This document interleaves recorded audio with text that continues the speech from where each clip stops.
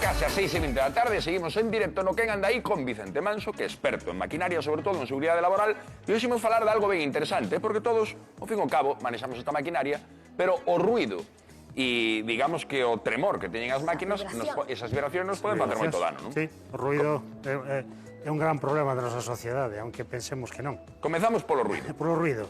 Definición de ruido. Como definiremos ruido? Se nos poñemos teóricos. Todo aquel sonido que non é musical ni melódico e tal sería ruido, pero iría a parte práctica. Máis fácil. Ruido, sonido no deseado. Claro. Sí, señor. Está moi ben. Eso é a definición de ruido. Pero antes dicías que podíamos medir o ruido ao que estamos expostos moitas veces en decatarnos. Temos algún sistema? O ruido podemos... Hai dúas características, que é a intensidade, o volumen, e a frecuencia ou tono. En canto a intensidade, temos un aparato que se chama sonómetro. Vale, ímolo utilizar. Que máquina fai máis ruido? Ui, a de soprar? No, a máquina que fai máis ruidos é a motosserra. Pero aquí non o podemos encender porque estamos nun lugar cerrado. Pero esta sí. Vamos a encender... Bueno, vamos a empezar falando... Ui, non apuntes pa cá. Cales son os umbrales de ruido? Unha conversación normal entre dúas personas serían entre 50 e 55 decibelios. Hasta aí non pasa nada, vale? Pero a partir de 80 decibelios xa hai que empezar a tomar medidas, vale? E a partir de 85 decibelios a legislación laboral obliga a utilizar un protector auditivo. Ben sexa uns tapós de usar e tirar, ben sexa uns auriculares, vale? Ou ben sexa outro tapós, por exemplo, de máis uso, como poden ser estes tapós de silicona. Pero como na casa non temos este medidor de decibelios, vamos a facer proba aquí e ver que debemos emprecar. Cuántos decibelios dá un aparato que de batería, vale? A ver. Vamos.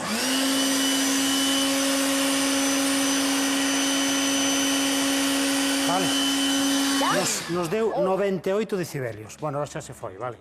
98 decibelios. Mira, ahora xa está baixando, claro. Está marcando, o propio fabricante nos dice 97 decibelios. E este de batería, que fai Entonces, ruido. aunque é de batería, 98 decibelios xa sería obligatorio, aun sendo de batería, a utilización de procesos auditivos. Vale.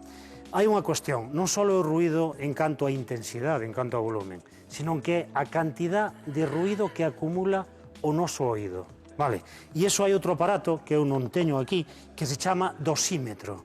Que o dosímetro mide a acumulación de ruido no oído. É dicir, non só é o sonido puntual de un blum grande, sino que o tempo que estamos soportando o ruido. Todo iso é acumulativo. As normas laborales, o que é a investigación en todo este ámbito, nos dicen que, por exemplo, na utilización de unha motosserra, un traballador 8 horas diarias, a partir, o sea, un traballador que este 8 horas diarias, a partir de unha hora, o oído xa está sendo afectado. Wow. Vale.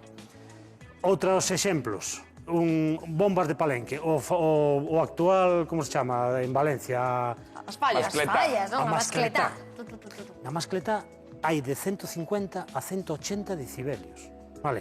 A partir de 30 segundos, o oído xa está sendo afectado. Iso é tremendo, vime dentro que fora a gravar. Eso é tremendo, vale. Sin contar personas que son especialmente sensibles, nenos ou incluso animales, porque un perro ten unha sensación auditiva muchísimo maior que a humana, vale? Entonces, realmente non nos estamos dando conta o problema que supón o ruido na nosa sociedade. E apuntamos a que, como antes dicíamos, a perda de audición que moitas veces conleva é irreversible.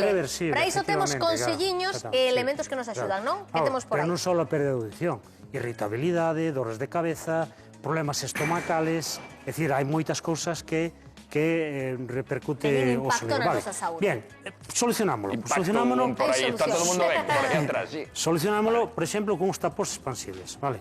Que son tapós que valen 20 céntimos. Sí, estes son atopados en moitas superficies. Doucho uns tapós e doucho uns tapós.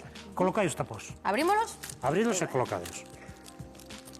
Estes son de un só uso? Un solo uso, sí. E para unha sola persoa? Para unha sola persoa, hai que aclarar estas cousas. Valen de 15 céntimos. Eu uso máis dunha vez. Non, os que tú usas ao mellor son os de caucho. Ui, aquí non podemos que levamos. Non, eu uso. Vale, a ver, colocai os tapós. Sí, pero claro, se nos avisan que temos que marchar para outro lado, que facemos? Bien, non se colocan así. Non, empezamos mal. Xa empezamos mal. Pois estou aquí. Claro, va a aprender, O tapón expansible, dadenos conta que o conduto auditivo fai así unha especie de curvatura. Entón, cando nos intentamos meter o tapón, esa curvatura impide que o tapón entre ben. Como temos que facer? Mira, é moi fácil. Botamos a man por outro lado da orella, tiramos da orella para arriba e ora aplastamos o tapón e metemos o tapón aí dentro. Cando soltamos a orella, pum, a orella xa se adapta.